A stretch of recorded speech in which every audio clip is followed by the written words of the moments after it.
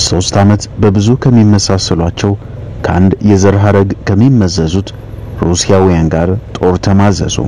በአሜሪካ ገዛ ደረታቸውን ነፍተው ህዝባቸውን ያስጨፈጨፉት ዜሌንስኪ ፌት ተዝሮባቸው እንዳይናገሩ ተናጥበው እናም የዩክሬን ማዕድን ለስምምነት እንዲፈርሙ ተጠይቀው ወይ ፈርሞ ወይ የራሳቸው ጉዳይ ተብለው ከነጩ ቤተ መንግስት ተገፍተዋል። ሩሲያ ለጥቂት ቀናት በሚል በልዩ ዘመቻ ጦርዋን ወደ ዩክሬን መላኳን ተከትሎ የተጀመረው ጦርነት አሁንም 3 ዓመታትን ቀጥሎ መቋጫን አላገኘም። የአሜሪካው ፕሬዝዳንት ዶናልድ ትራምፕ ባሳለፍነው ህዳር ወር ላይ በተካሄደው ምርጫ ወደ ስልጣን ከመጡ በኋላም ጦርነቱ ይቆማል መላው ከኔ ጋር አለ ቢሉም የጦርነት መሳሪያዎች ድጋፍን አገራቸው ከማቆሙ ውጪ ጦርነቱን ሊያቆሙት አልቻሉም። የበርካቶችን ተልዕኮ የተሸከመችው ዩክሬንም አሁንም የጦርነቱ ሜዳ ሆና ቀጥላለች። ይህንን ተከትሎ ፕሬዝዳንት ትራምፕ አሜሪካን ለዩክሬን ለሰጠችው በ100 ቢሊዮን ዶላሮች መልሽልኝ አሊያም ማዕድንሽን ስጪኝ የሚል ጥያቄን አቅርባለች። በትላንት ምሽት የተካሄደው የሁለቱ መሪዎችና ያንዱ ምክትል ፕሬዝዳንት ክርክር ግን ይህንን ነገር ጥያቄ አላስመስሉም። አስገድዶ የመቀማት በዩክሬን ማዕድኖችም ላይ የመጠቀም ከፍተኛ ፍላጎትን በሁለቱ የአሜሪካ መሪዎች ላይ ታይቷል። እንደከዚህ ቀደሙ በተወጣጠረ ሹራብ የቀረቡት የዩክሬኑ ፕሬዝዳንት ቮሎዶሚር ዜሌንስኪ ፊታቸው ላይ የነበረው ሐዘን ወገን አልባ ተፋቺ ይመስሉ ነበር። You've allowed yourself to be in a very bad position, and it happens to be right about the lives of millions of people. You're gambling with World War III. You're gambling with World War III. And what you're doing is very disrespectful to the country, this country. ፕሬዝዳንት ቮሎዶሚር ዜሌንስኪ የማዕድን ስምምነት ለመፈራረም ወደ ዋሽንግተን አመርተው በትራምፕና በመከተላቸው አንዴ ለመለስ እስኪሉ ተዋክበዋል። ዩክሬን አሁን ላይ ወደፊት ተፈላጊ የሚሆነው ውድ ማዕድናትን መገኛ ሀገር ስትሆን በተለይም ብረት፣ ዩራኒየም፣ ከሰል ድንጋይና ሊቲየም እንዲሁም ሌሎች ማዕድናትን የያዘች ሀገር ናት። ፎርብስ በዘገባው እንደሚያመለክተውም ከሆነ ዩክሬን 15 ትሪሊዮን ዶላር የሚያወጣ ማዕድናት ያሏት ሀገር ስትሆን ከዚህ ውስጥ ግን 350 ቢሊዮን ዶላር ዋጋ ያላቸው ብረትና ሊቲየም ማዕድናት የሚገኙት አሁን ላይ በጦርነቱ ተሸንፈው ሩሲያ በተቆጣጠረቻቸው የዩክሬን ግዛቶች ነው። አስቀድሞ ዩክሬን ማዕድናቷን ለአሜሪካ ትሰጣለች፣ በጫና ውስጥም ሆና ትስማማለች ቢባልም ምሽቱን ግን አንተ የጦርነት ጠማቂ ነህ፣ አይ አሜሪካም ከዚህ አታመልጥም በሚሉ የሁለቱ የሀገራት መሪዎች የቃላት ክርክሮች የተሞላ ነበሩ።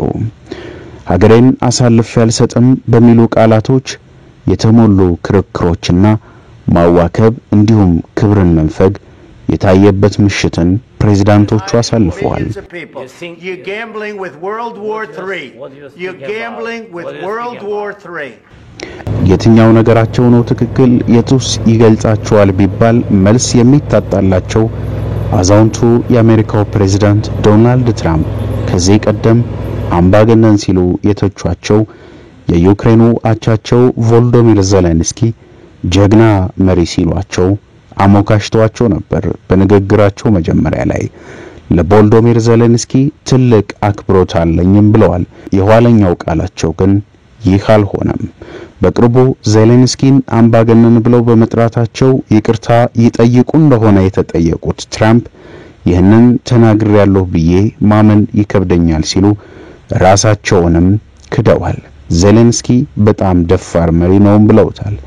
የአሜሪካው ፕሬዝዳንት ዶናልድ ትራምፕ ባሳለፍነው ሳምንት የዩክሬን ፕሬዝዳንት ቮሎዶሚር ዜሌንስኪን ትሁትና ውጤታማ ኮሜዲ እንዲሁም ያለ ምርጫ የተቀመጠ አምባገነን ነው ሲሉ መዘርጠጣቸው ይታወሳል። ዜሌንስኪ አሜሪካን 350 ቢሊዮን ዶላር በማስወጣት መጀመር ያልነበረበትንና የማያሸንፈው ጦርነት ውስጥ ገብቷልም ሲሉ ሲተቹት ቆይተዋል። ዜሌንስኪ ጥሩ የነበረበት ብቸኛው ነገር ባይደንን ማታለል ነው ሲሉም ሲገልጹት ተደምጠዋል። ያለ ምርጫ የተቀመጠ አምባገነን ፕሬዝዳንት ዜሌንስኪ በፍጥነት መነሳት ይኖርበታል። ይህ ካልሆነ የምትተርፍ ሀገር አትኖርም ብለዋል ትራምፕ።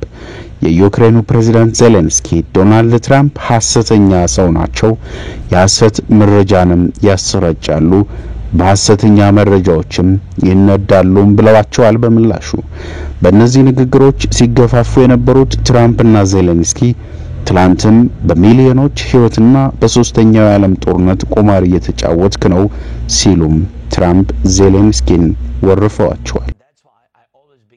የአሜሪካው ፕሬዝዳንት ዶናልድ ትራምፕና የዩክሬኑ ዜሌንስኪ በዋይት ሃውስ ያደረጉት ውይይት ያለምንም ስምምነት እንዲያውም በዜሌንስኪ በቁጣ ከዋይት ሃውስ በሮች እንዲወጡ ተደርገው ስምምነት አልባ ንግግርን አድርገዋል። ዜሌንስኪ ወደ ዋይት ሃውስ ያቀኑት በውድ ማዕድናት ዙሪያ ከአሜሪካ ጋር ስምምነት ለመፈራረም እንደነበር ሲነገር፣ የሁለቱ መሪዎች ንግግርም ወደ ክርክርና የቃላት ውድድሮች ያመራል ተብሎ ሳይጠበቅ ስምምነት አልባው ለሰዓታት የተካሄደው ውይይት ዶናልድ ትራምፕ ዜሌንስኪን አክብሮት የጎደለው በሚል ክሳቸው ሸኝተዋቸዋል።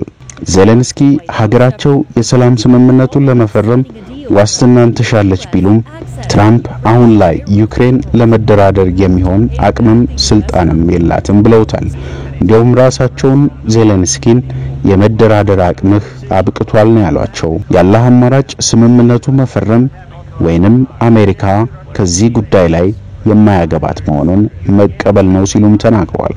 ፕሬዝዳንት ዶናልድ ትራምፕና ዜሌንስኪ በሰላም ውይይቱ ዙሪያ ካለመግባባታቸውን ባሻገር ዜሌንስኪን ለሰላም ስትዘጋጅ ተመልሰና ብለውታል። ይህንን ተከትሎ ፕሬዝዳንት ዜሌንስኪ ዋይት ሃውስን ጥለው ወጥተዋል።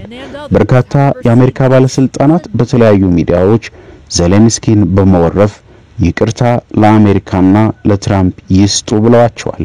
የአሜሪካ ድርጊት ተቀባይነት የሌለው ሲሉ ደግሞ የአውሮፓ ሀገራት ዩክሬንን ደግፈው አሜሪካ ይፋዊ ይቅርታን ለዜሌንስኪ ልትሰጥ ይገባል ብለዋል።